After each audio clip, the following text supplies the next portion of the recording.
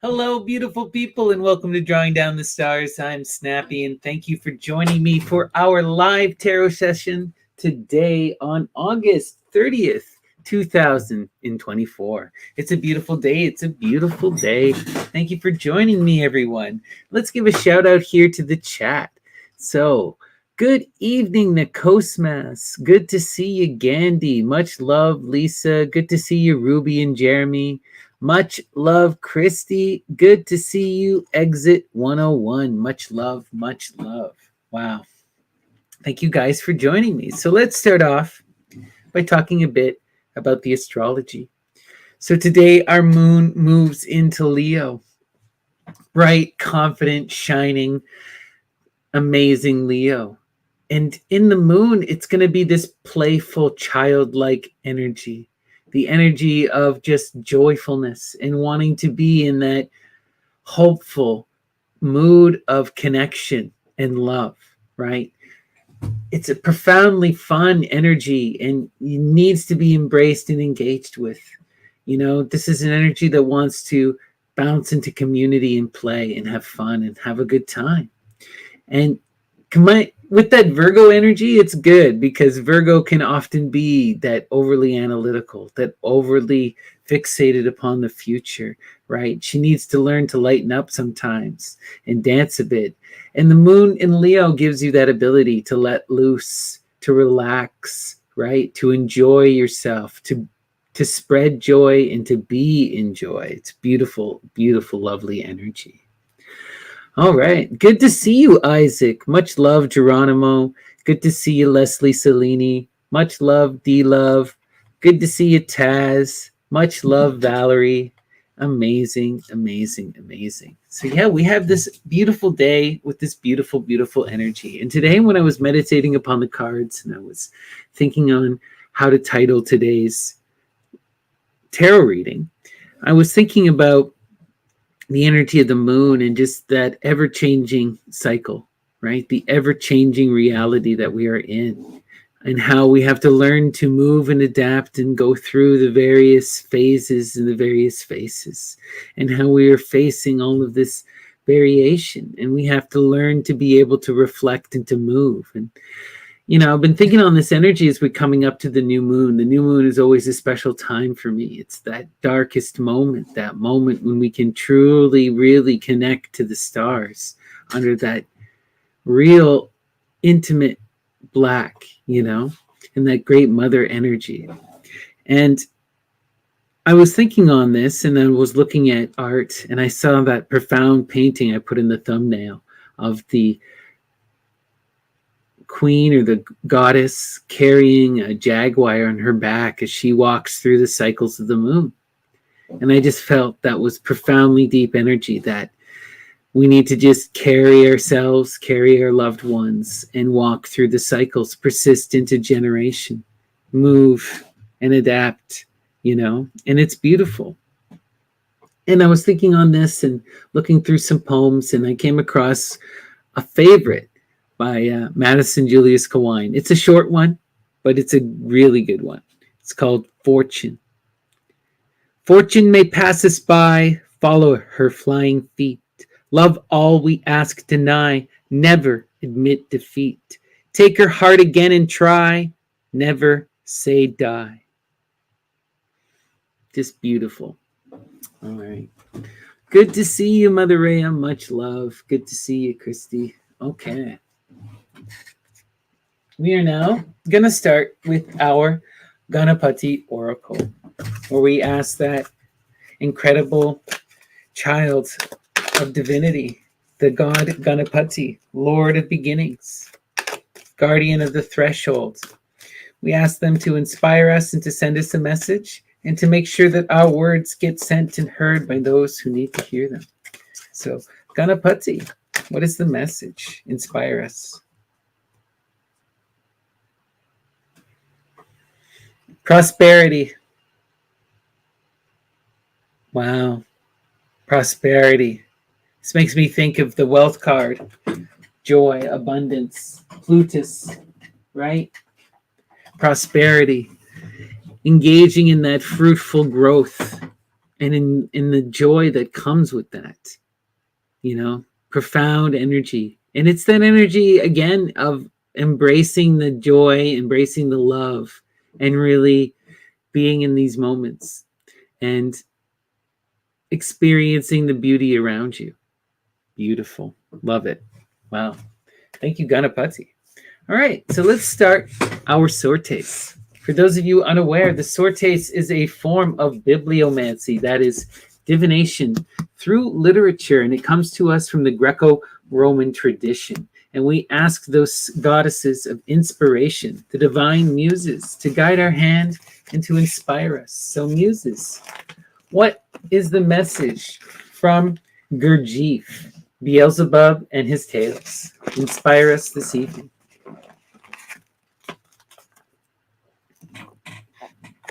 Thanks to this, every impression newly perceived by her would naturally call up previous childhood memories, each connected in its turn with various other pleasant incidents. Every impression newly perceived by her would naturally call up previous childhood memories, each connected in its turn with various other pleasant incidents. Wow. I think the message here too is that we're meant to experience the beauty and the joy and the prosperity that is life through the experience of memory, right? And memory is the mother of muses. That's incredible. You know, Memnosine is the mother of the nine. So this is wild. Love it. Incredible. Okay. Let's go now to Boccaccio to Cameron. All right. Muses, guide my hand. What is the message from Boccaccio? Inspire us. Satisfied by what he heard, that his stratagem was well conceived and success sure, Ricardo added much in corroboration of his story, and having thus confirmed her belief in it, besought her to keep it always, whereto she pledged her faith. Satisfied by what he heard, that his stratagem was well conceived and success sure, Ricardo added much in corroboration of his story, and having thus confirmed her belief in it, besought her to keep it always close, whereto she pledged her faith. Wow, interesting. Knowing what is true and being able to trust another person, right? And to have faith in that connection with another person. And it's also this understanding, right? Like there's corroboration of the story. And it is something that was heard. And to know that you've put your plans into play, right? This is about thinking about what is the strategies that you've put in play to conceive and to succeed, right? What is magic but a plan, an attempt to manipulate into apply a little nudging to the universe, you know, to aid in a hopeful outcome, right? And this is looking at those plans, and it's about recognizing. Interesting.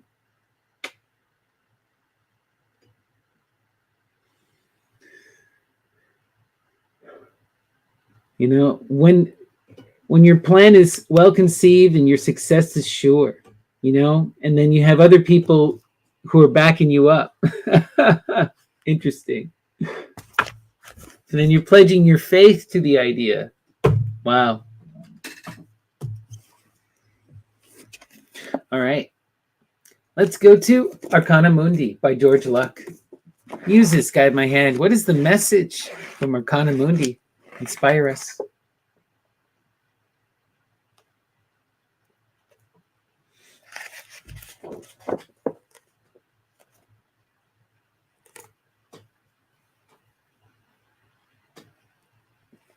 If the examiners do not take any of the actions mentioned before, they will be responsible to their successors in office and to anyone else who wishes to bring charge against them.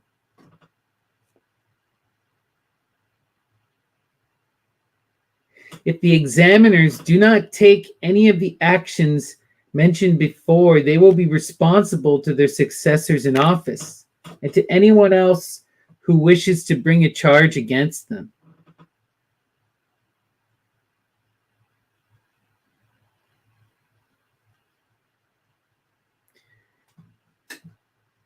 You know, this is about the bonds of responsibility and who gets to be released and who is held accountable for their actions. And recognizing that when you pledge something, you are bound to something now. You know, your word is your bond.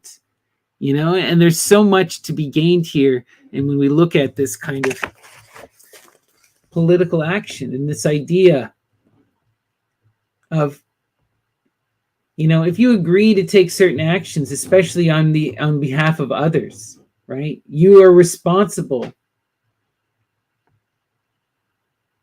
And anyone who supersedes and comes over to take up the job after you can hold you accountable if you fail to succeed. Oof. Interesting. All right. Let's continue. We're going to go to William Butler Yeats. Okay. Muses, guide my hand. What is the message from Yeats? Inspire us.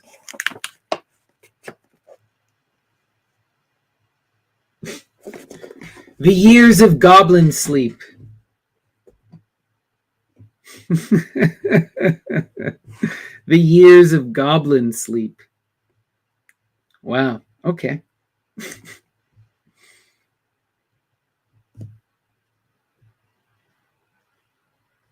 That is so interesting, you know. The goblin. This is an image that's come up for me a couple times today in my YouTube algorithm. I'm like, why is YouTube recommending me goblin stuff? I have no idea. Now I'm seeing a goblin here. It makes me think of, there's a really profound magical spell in Aradia, Gospel of Witches, which is invoking calling down the spirit of the red goblin into the round stone. And it's about, you know, having the red goblin help you do stuff. That's interesting. The years of goblin sleep. Unnumbered.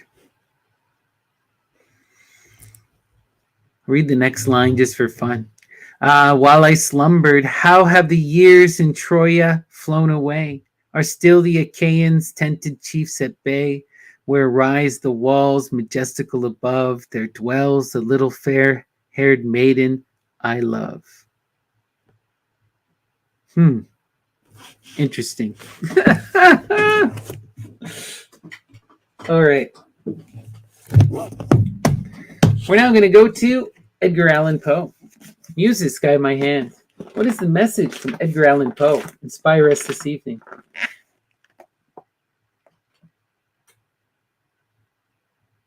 And now came the climax, the catastrophe of the drama. Oh, and now came the climax, the catastrophe of the drama. What is the climax of your cycle? What is the ending? What is the catastrophe? What is the revealing? I'll read the next line. As no resistance beyond whooping and yelling, a cock-a-doodling was offered to the encroachments of the party without, the 10 windows were very speedily and almost simultaneously broken in. And now came the climax, the catastrophe of the drama.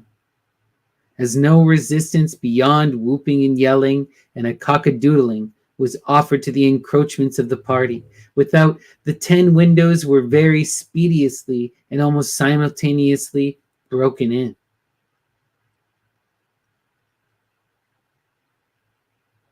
What is the climax of the drama?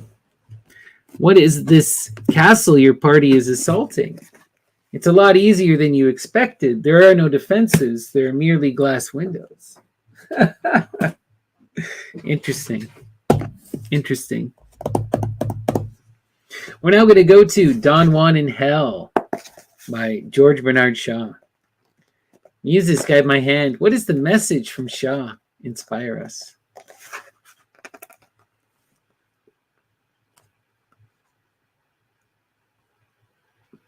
He makes fun of Dante for having described hell as a place of mud, frost, filth, fire, and venomous serpents.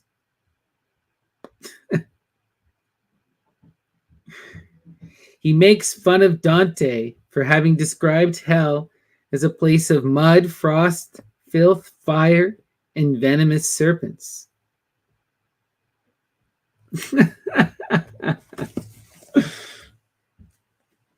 Interesting. Those are old images, as we know, right? Narcissus and Goldman, Hermann Hesse. Uses, what is the message from Hermann Hesse? Inspire us this evening.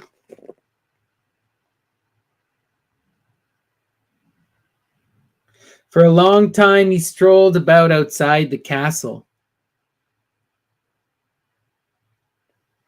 Wow, we're starting to see an image here. Things are not as bad as we have seemed, right? The castle that we thought that we were assaulting, it's not really a castle. It's more like a mansion, and it's not well defended. It's like we've been strolling a long time outside of this castle waiting to gain our entrance. And when we finally make our move to experience that climax, we experienced it to be something that it's not. The vileness isn't there. Right? Interesting. Or maybe it is, but in a different way than you think. All right. The Psychic Bible uses, what is the message from Genesis Peorage and the Temple of Psychic Youth? Inspire us this evening.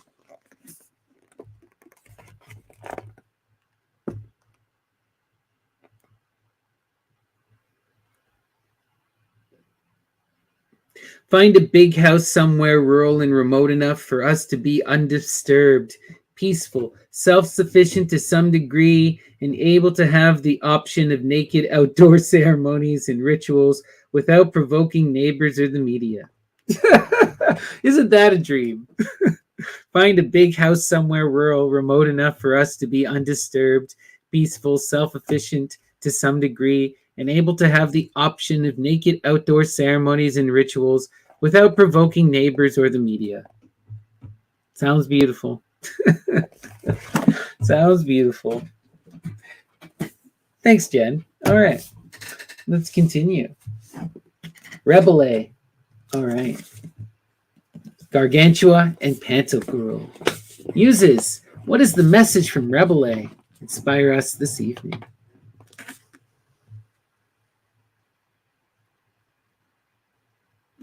At his request, silence fell. They expected to hear matters of importance, since he, who had for so many years avoided all company and lived on his own, had now come to the council.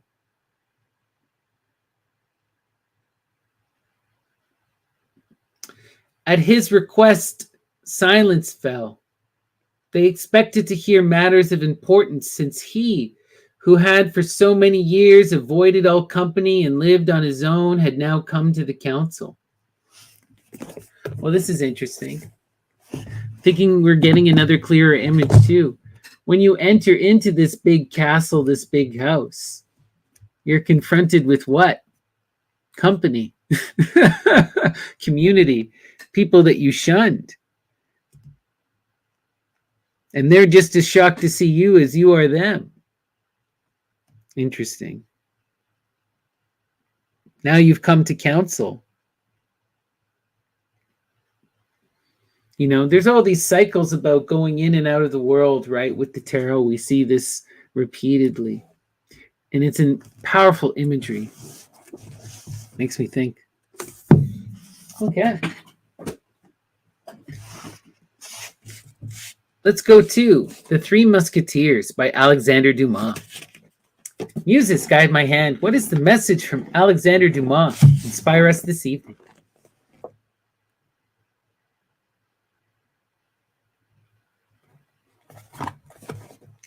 Stop a bit, said the dragoon, placing his saber like a spit upon the two large iron dogs which held the firebrands in the chimney. Stop a bit, I am in it.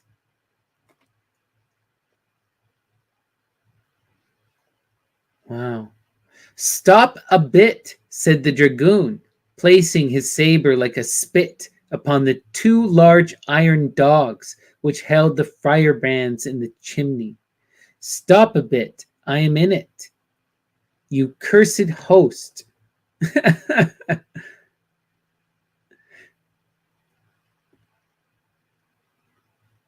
So we're getting this image of a man in a chimney, and he's taken his he's a dragoon, which is a type of knight. He's taken his shoulder, he's taken his spear, and he's placed it hanging in the iron rods. And then someone is playing with the chimney, and he's like, "I'm in it. What are you doing? Stop a bit. I am in it. You cursed host."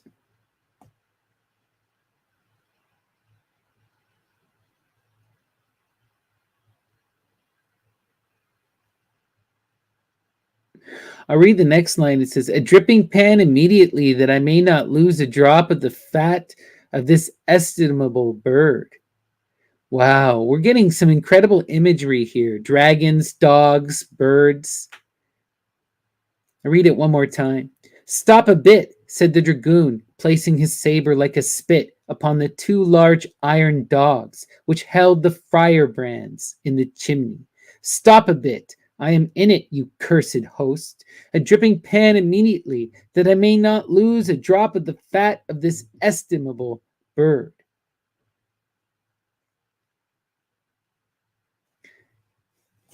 So he's in there trying to cook with the bird in the fire to make it taste as good as possible, and they don't want to lose the fat.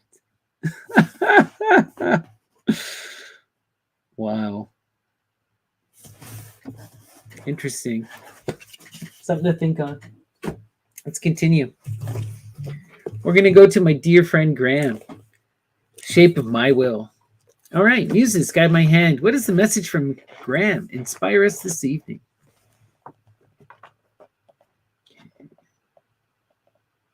I see and hear and think things that would curdle your blood like milk.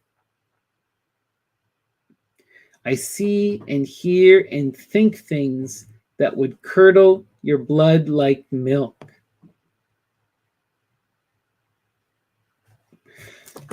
But that's the wildness, right?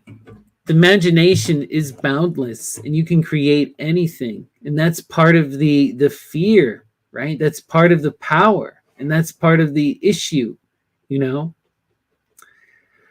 When you do not perceive things, or when you obscure them and you allow your imagination to take control and to imagine something, it's always far more eviler than it actually is, you know? This is why that act of gazing into the abyss, of experiencing the other, is such a profound and important act that can open you up, because then you no longer can be afraid. You no longer can allow your imagination to run wild with you, right? Interesting. Let's continue. Euripides, 10 plays. Muses, what is the message from Euripides? Inspire us. After a time, she uttered a solemn cry to make us think she was about some great business, and she chanted unintelligible strains as part of her magic rites, as if she were washing away the stain of murder.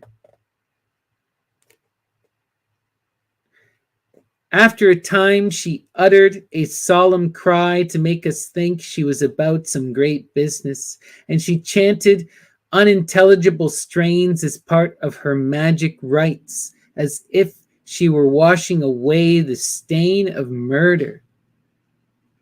That is because she's doing that profound magic of Dionysus and of the Eleusinian rites of Demeter, the wailing, the crying after the Kori, Persephone, right? You see this with a lot of the witchcraft and a lot of the magic of the Maenads. There's the cry, Ewa, Ewa, Eva, Eva, Evo, Evo, right? And they're shouting this and screaming this, right? A name of Dionysus is Bromius, right? A name of Hecate is Brimo. In the Orphic cosmology, Bromius is also this transcendent roar that calls forth creation. Powerful stuff going on with this kind of imagery of the cry and of the wailing. And we have to remember that mournful wailing magic, right? That raises the dead, right? It raises the dead.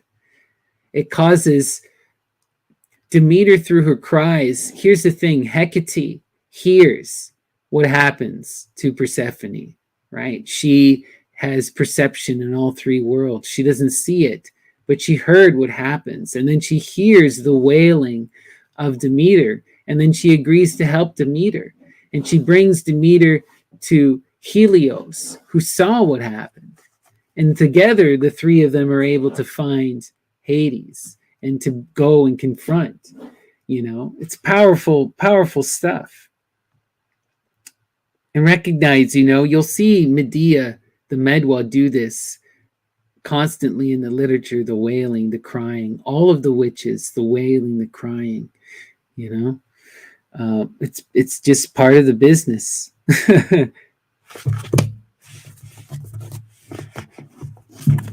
All right, let's continue. Dante, the Divine Comedy. All right, muses, guide my hand. What is the message from Dante? Inspire us. Therefore, you do not ask who I am and why I appear to you more joyful than any other. Therefore, you do not ask who I am and why I appear to you more joyful than any other. Wow.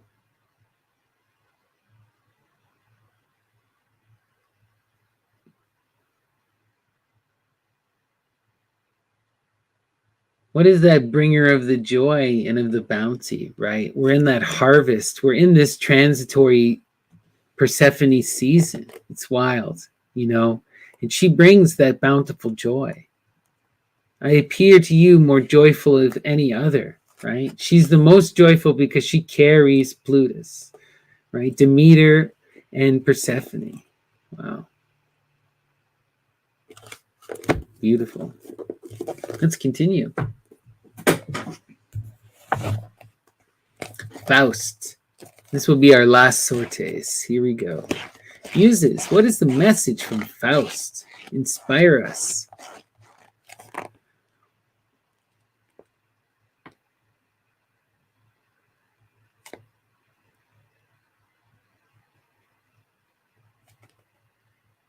I think the very devil's in the fight. Hey, what comes over me? My arm is lame.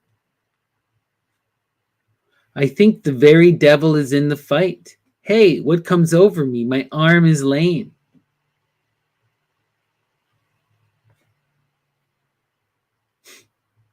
Interesting. I think the very devil's in the fight. Wow. What comes over me? My arm is lame. Notice that what does the devil do when he's in the fight? He causes you to stop fighting. Your arm is lame. Right? Interesting. Interesting. All right. We're now going to go to our tarot proper. And as always, we use the Thoth Tarot of Lady Frida Harris and Aleister Crowley. But before I go any deeper, please give me a like and a subscribe. It really does make a big difference and boosts everything in the algorithm. And if you're at all interested in a private reading, please reach out to me, Snappy, ddts@gmail.com. All right. And you can also find me, on the Myth and Lore Discord, Snappy or Lady Snappy. All right. Let's see. We're going to call that spirit God. Saturn, Kronos, and ask them to dissect our life, to cut it up and put it on the plate, and to show us our interconnections in the present, and ask, how do we best move and flow? How do we rise above? How do we manifest our true will? And as always, the center card is the most important card. All right. And today's center, luxury. Interesting energy. We've been seeing this one lately, right? It's not bad energy. In fact, it's kind of beautiful energy, but it is comfortable energy. It is that energy of being in that security, of being in that place where you are familiar and things are taken care of, where the love is abundant, but it is not expansive, right? It's that place of security. All right, let's continue. Knight of Discs energy. We were seeing this one as well, right? The Knight of Discs is that profound, outgoing energy, that masculine energy of building within the material world, within the physical reality, of manifesting those discs, right? Of using their will to build the tower in the physical. Their fixation is upon this organization and manifestation within reality. And this is a profound energy because they are of water, being the discs, so they can still expand upon this and much more, right? Let's see where this is going. Patterns here again. In order to build upon this luxury and to get out of this luxury mode and to be in that expansive energy, we need to take the leap.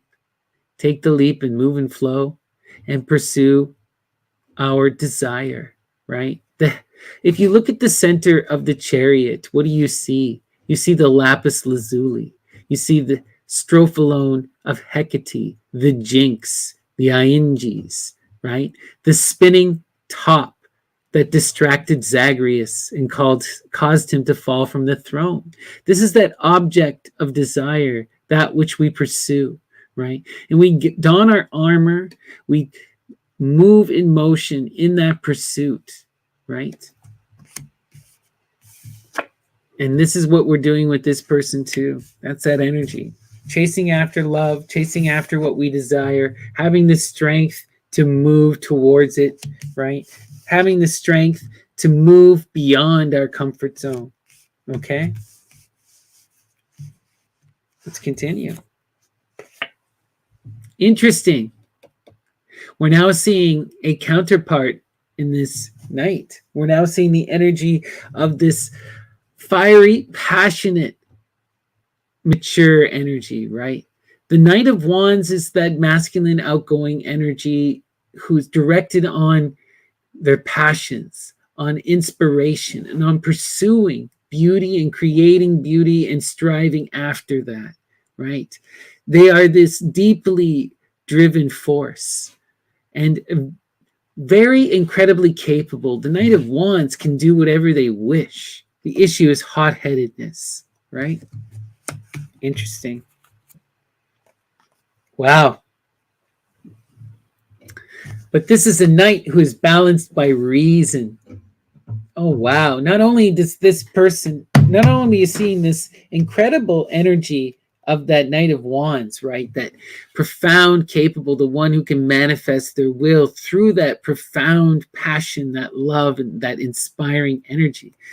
But they are tempered with reason, with science. The 6 in swords. This is your perspective completely balanced. You're not overthinking. You're not worrying. You're not preventing yourself from acting, or you're not acting recklessly, right? You're in that mode where you can see clearly and you can make decisions as you go. Beautiful. Let's continue. And what do we manifest but success? Success. The 6 again, that profound balance, right? That expansive, growing energy. 3-3, the middle way. This is where you really want to be in the tarot. And to see 2 6s surrounding this knight. This is an energy of incredible capability, And it's all about just applying that reason, utilizing your ability, and manifesting success. Wow. Beautiful. Let's continue.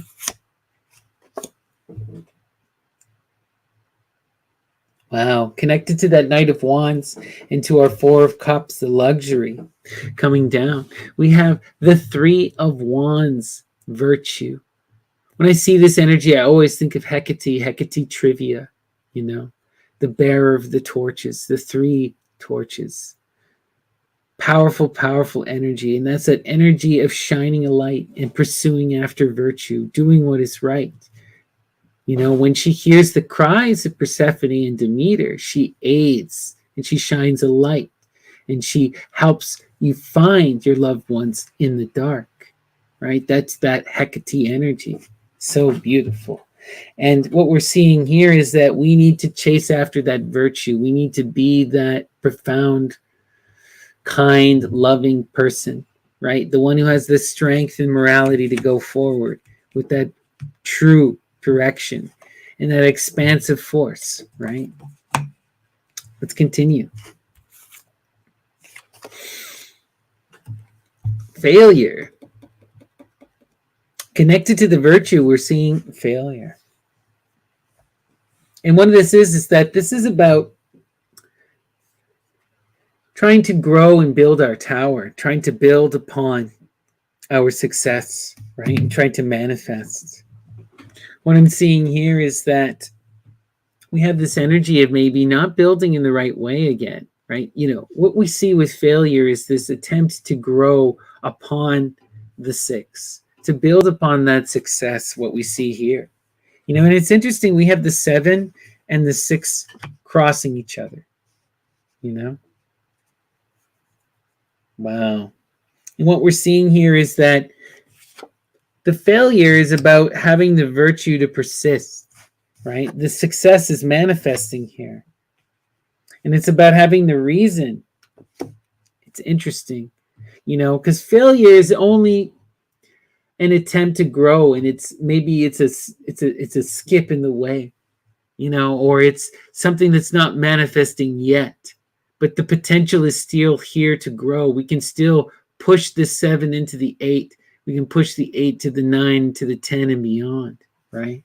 Let's continue. Let's see where this is going. Wow. 6, 7, 8. In succession, we're seeing. This is profound growth energy, right? This is the building of your tower, the manifestation of the home, the building and taking care of, the tending to the garden, right? The prudence energy is having the power and the strength to do the work that's necessary to continue to build upon your success, right? This is tending of the garden, right? And doing all of that work that is necessary, all the little things, right? Being disciplined enough to ensure success for yourself and continued growth, that the tower continues to remain strong and healthy, right? That's being in that disciplined action, being strong enough. Wow. Powerful. So to overcome that failure, it's just about having that persistence, being true, and having the fire to continue to pursue and the discipline to actualize. Amazing. Love it. This is really beautiful energy. This is a really beautiful spread. Okay. I'm going to flip and we're going to take a look at the full spread. But before I do, please give me a like and a subscribe. Once again, it does make a big difference. And if you're at all interested in a private reading, please reach out, snappydtts@gmail.com, or message me on the Myth and Lore Discord, Snappy or Lady Snappy. You can also just come hang out. We're always having a good time. All right, here we go. Here is our full Saturn square.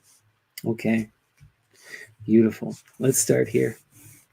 We have that night energy, right? The one who builds, the one who goes out into the world and tries to manifest. And what we're seeing is that we're in that energy of trying, and we're doing it in a very reasonable way. And we may still be meeting resistance, So this is where there's a profound frustration. Maybe the growth is not happening in the way that we think. Maybe there have been some pitfalls and some failures. And when you show up with this mature energy of the night and with this reasoned approach, to then be met with failure is such a frustrating energy, right? It's such a disappointing energy. But as we've already seen from the rest, this is not energy that stays. So let's continue, right? Where's this going? So when we look at our 4 here, the luxury, we see that in order to overcome this luxury and to build upon it and to pursue that love, we just need to be this outgoing, passionate person who pursues inspiration and beauty and love, right? And has that virtue and that persistence, right? Has the strength and is pursuing a true image, right? The idea here is to focus, to imagine what you want, and to have the strength to manifest it in the 3 worlds, right? To really see it from multiple perspectives, to truly imagine it and to bring it into being, your desire, right? Beautiful. When we look here, we see that chariot, that profound energy, that Hephaestus energy of craftsmanship and of building and of moving and of taking responsibility, right? Donning the armor and doing the work, right? Tangible, concrete work that is necessary. And moving within reality and pursuing after love, that Cancer energy, the one who defends the family and loved ones. Arjuna energy, the one who takes responsibility even when it is impossible, even when it's hard, even when it's the worst thing imaginable. And if you have that strength of the chariot to pursue after your desires, you'll manifest this success. And the key is just to be in that prudent energy and to continue to build upon this success, to have that strength, to do the hard work, to do the discipline, and to be in that movement. So it's beautiful energy. There's a lot of growth. There's a lot of beautiful stuff coming in, and we're seeing a change. We're seeing an ending of cycles, right? Like when we look at our crosses here, if we look here, right, we're seeing the failure and the luxury is kind of now fallen to the wayside, and we're expanding upon that, and we're manifesting success, right? We're manifesting success. And if we look here, right, through this reason, again, we're expanding upon this, and through this prudence, we're expanding upon this. So it's really powerful energy. It's just about, having the strength to get out of your comfort zone and to do the work necessary to build, right? To accept, to chase after your love, to chase after what drives you, to be in that virtuous, single-minded mindset, right? And to manifest these energies, right? Do you want to be that one who does the hard work, right? Even when failure shows up, right? Even when it's hard and there may be bumps along the way. And you also want to be in that artistic mode. It's a combination of that building and that artist, right? And refining this image, refining this and reflecting this through these multiple perspectives, to pursue that desire, manifest that success, have the strength to do it, the prudence, and donning that armor, just building upon this luxury and getting out of your comfort zone. Wow. That's the message, everyone. Be the knight, pursue and build, even when it's difficult, and have the strength to keep going. Remember what you're chasing after. All right. That's the message. It resonated with me. I hope it resonated with you. Okay, and let's do one final sorties. Okay, muses, what is the message from Dante? What is the last word to leave everyone with this evening? You then who lifted the veil which had hidden me from the good I speak of, tell me if you can. You then who lifted the veil which had hidden me from the good I speak of, tell me if you can while we have time. Wow.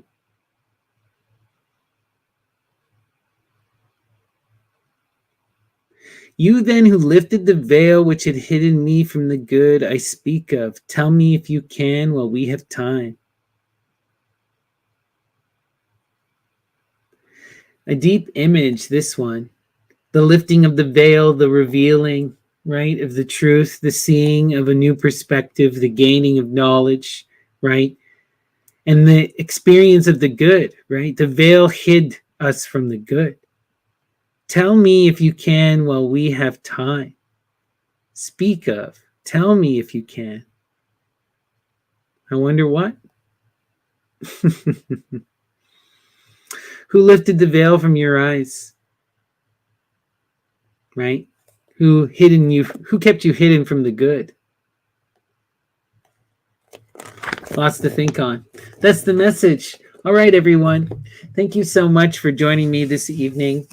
And I hope to see you again for another live tarot reading. All right, everyone. Peace and love. Until next time. Take care.